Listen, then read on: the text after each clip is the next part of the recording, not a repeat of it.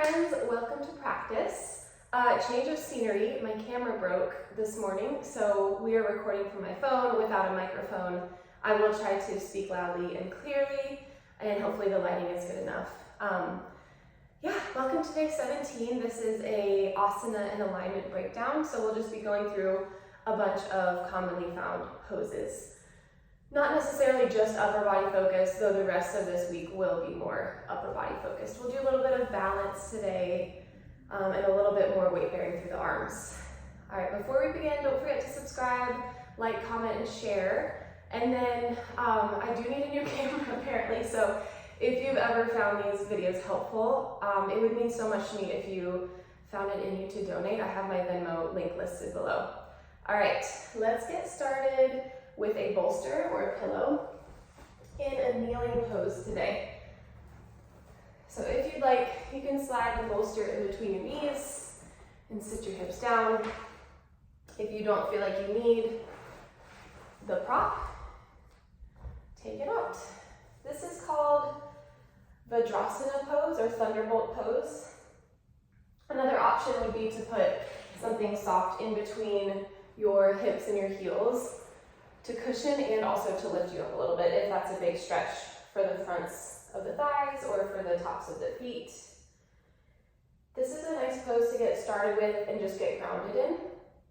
Another option to kind of up the ante would be to tuck your toes under for a big, big stretch in the bottoms of the feet. It's not one that I can typically hold for more than, 10 or 20 breaths, but it's a good one. Maybe you flick your pinky toes underneath if they didn't quite make it.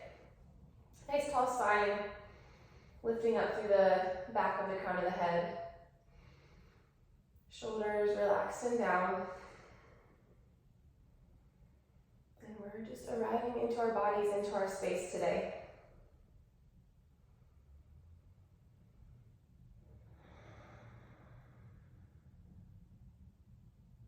Maybe close your eyes, take 3 more breaths.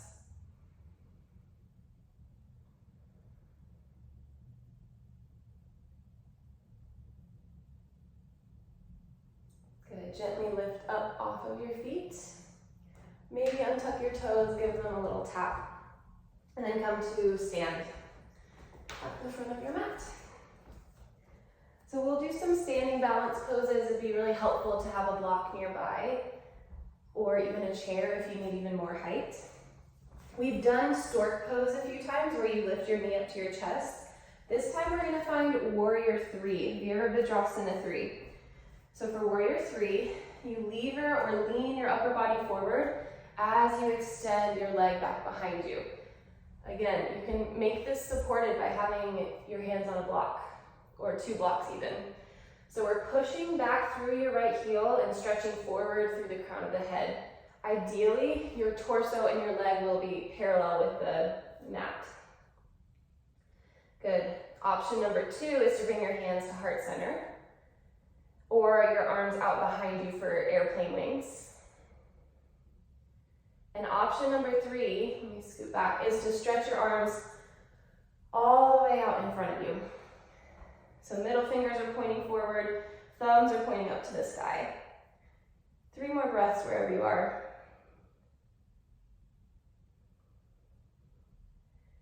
Hug your lower ribs down towards your hip bones for 1 more breath. Good. Come to stand and we'll just switch it out.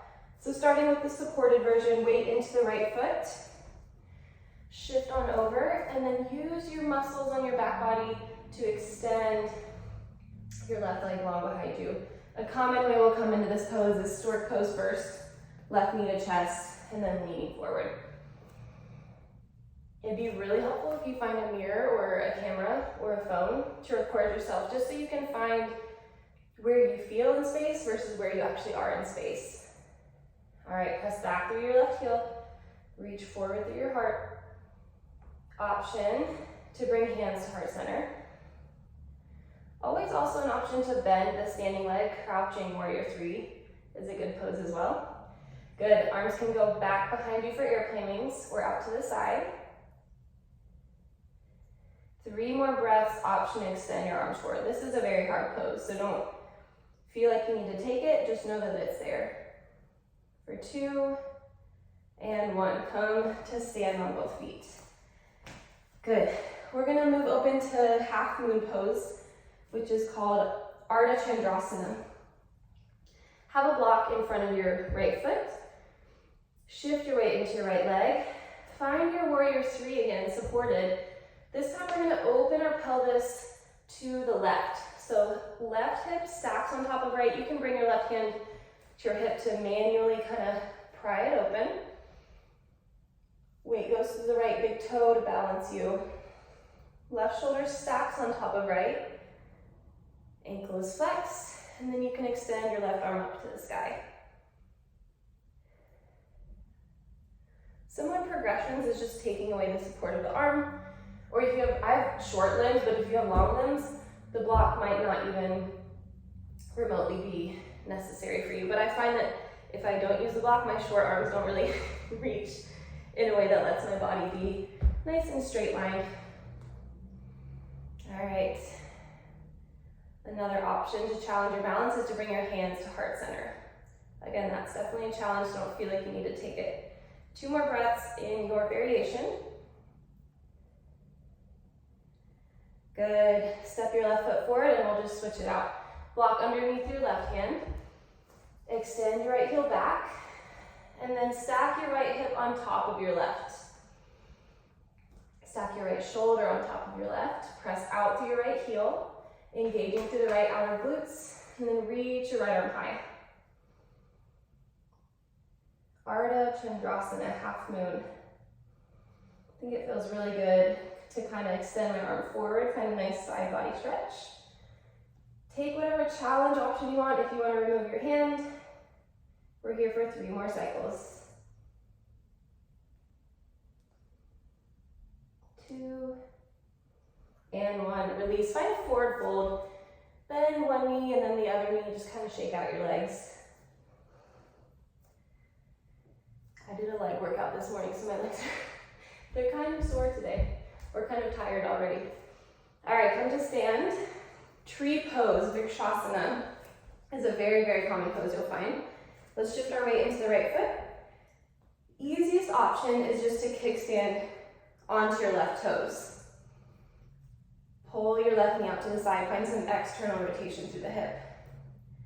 If you want to make it harder, you'll slide your left foot up to your inner right calf. If you want to make it harder, you'll lift up even higher. Now, you can use your hand also to place your leg where you want it to. If you're somewhere right around the knee joint, don't push really hard because we don't want to put excessive pressure in a lateral motion on our knee joint. I would say if you're hardly putting any pressure, I think it's fine.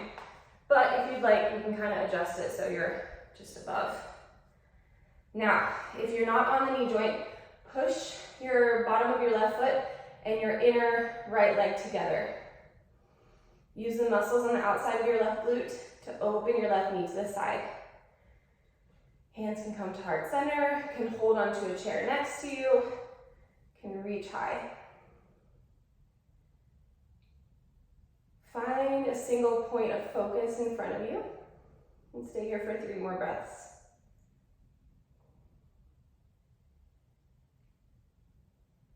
Good. Release down. Shake out your legs. Send your weight into your left foot.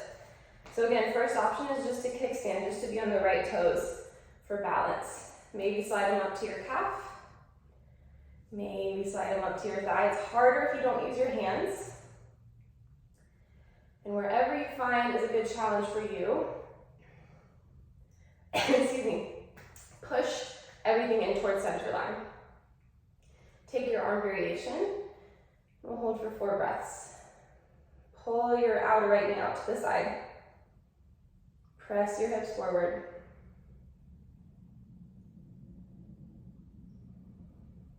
Good.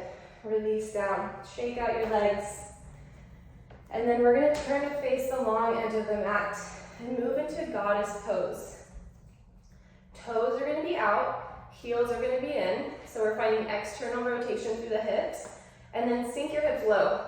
So it's a squat motion. Super wide stance squat. From here, hands can go onto thighs or come to heart center. It's nice to just kind of shift back and forth Ideally, your hips would be in line with your knees, but that's a deep squat. So if you need to be up here, that's a great start as well. What you kind of want to avoid is having a narrow stance and letting your knees push out past your toes. So big wide step out. I like to shift back and forth, kind of toggling left and right. You can also dip one shoulder, twisting to look over the opposite shoulder. Inhale to come back to center and then twist the other way and dip your opposite shoulder down. Couple more times, or actually, yeah, let's do a couple of twists here because it feels good. One more the other way. And then come back through center, challenge yourself here. Hands come to heart center and we hold 5 breaths. Scoop your sit bones underneath you. Nice tall chest. 3, and 2, and 1. Good. Push to stand. And we're gonna come down onto, let's see what we wanna do. Let's find a camel pose since we started with Virshasana. So there's a bunch of different variations of camel pose, which is called Virshasana. The full, I can't even do the full variation. The variation I normally do is to bring my hands all the way back to my heels, press my hips forward, lift my heart high, and draw my head back. Now, you can have toes tucked or untucked, but also, let's start way easier. So, stack your knees underneath your pelvis, which is underneath your shoulders. Nice straight line here. Watch the arch in the low back, take a little tuck under of your pelvis. And then, what you can do is either cactus your arms out wide, or reach them high, or bring them to the low back. Any of those options, we're gonna actively use our body to find a little bit of a back bend. So think about lifting up through the chest, puffing up the air into the top of the chest, and then as you exhale, engage your glutes to press them forward as you stretch your shoulders back. So we're not dumping into the low back, we're actually lifting up and out. Couple breaths here. Hands are pressing your sacrum forward. Chin can stay tucked into your chest, or if you feel open for it, you can drop your head back. 2 more breath cycles. Now, if you feel really open and safe in your body, you would eventually drop your hands down, but ideally we would do much more warm up into a heart opening pose, which most of my classes would. We wouldn't ever just jump straight into a camel pose, but that gives you a few variations and options you can try. All right, plant your hands, take a couple rounds of cat-cow, moving through the spine, inhales to arch and drop your belly, exhales to push and round. And then as you're ready for it, tuck your toes, press through your palms, glide your hips back, downward facing dog. Bend your knees as much as you need to keep a nice long spine. We're gonna find a couple more challenging poses. We'll do fallen triangle and wilding, which are a couple of my favorites. If at any point these do not serve you, a good modification would be some type of modified side plank where the bottom leg is dropped, okay? From your downward facing dog, inhale to lift your right leg high. Exhale to bend your knee and open your hip so your right toes come back behind your left hip. Now eventually we pivot our left toes to face the right and we drop our right toes behind us. We're only on the left hand. From here, straighten your left leg, come onto the ball of the right foot, and then reach your right arm overhead. This is a big heart opener. So you're scooping your left shoulder blade underneath your heart to lift it up. Options could be to modify this, like I said. Let's drop our left knee down, pivot our left foot out to the side, straighten right leg, and then open our heart to the sky. So it's basically a modified side plank, but you're pivoting and rotating upwards. Couple breaths here. Engage the glutes to lift higher. Good, come back through center. Downward facing dog. Inhale, lift your left heel high. Bend your knee to open your hip. And then if you feel safe, you can pivot your right toes to face the left. Drop your left toes behind you. Balance on the right hand. From your straighten right leg, push through the ball of the left foot. And then reach your left arm up and overhead. Your right shoulder blade is scooping underneath your heart. Option to drop your right knee down and straighten your left leg. If you need a little bit more groundedness and support here. 2 more breaths. Fill up into the upper chest with air. Good, exhale, downward facing dog, then drop to your knees. Let's give our wrists a little wiggle. You can interlace your fingers and then just roll out the wrists in one direction and then in the other direction. Good. One more move, downward facing dog. Fallen triangle, which is similar to wild thing. So find your down dog. Inhale, we're gonna lift right leg high. Exhale, bring your right knee in towards your chest as best as you can. Compressing, drawing it upwards. And then we're gonna send it out to the left side. Swivel your left leg, your left heel down. Both legs are straight. This is a big stretch for the outer right thigh. If you're ready for it, press down through your right palm, lift your left arm high. Good. Perfect modification is just to lower your right knee down. Modified side plank. If you're in the full version, press down through the inner seam of your left foot and the outer seam of your right foot. 2 more breaths. Maybe reach your left arm forward for a big side body stretch. Good. Downward facing dog. Left hand down, right foot down. Other side. Inhale, lift your left heel high. Exhale, bring your left knee into your chest. This is called tiger curl. So we're rounding through the back body, suction cupping our left knee in towards our navel, or even up towards our chest. Now, swivel your right heel flat. Send your left leg out to the right side. Both legs are straight. Big stretch for the outer left thigh. And then push down through your left palm to reach your right arm high. Perfect modification is to bring your left knee underneath you. If you're in the full version, a couple more breaths here. Maybe extend your right arm forward for a side body stretch. For 2, lift higher for 1. Good. Downward facing dog, left foot, right hand, and then lower down onto your knees. So we upped the ante a little bit this week. Those are definitely more challenging poses. I wanted to familiarize you with them, but also always give you modifications. Modified side plank is my favorite modification for literally anything.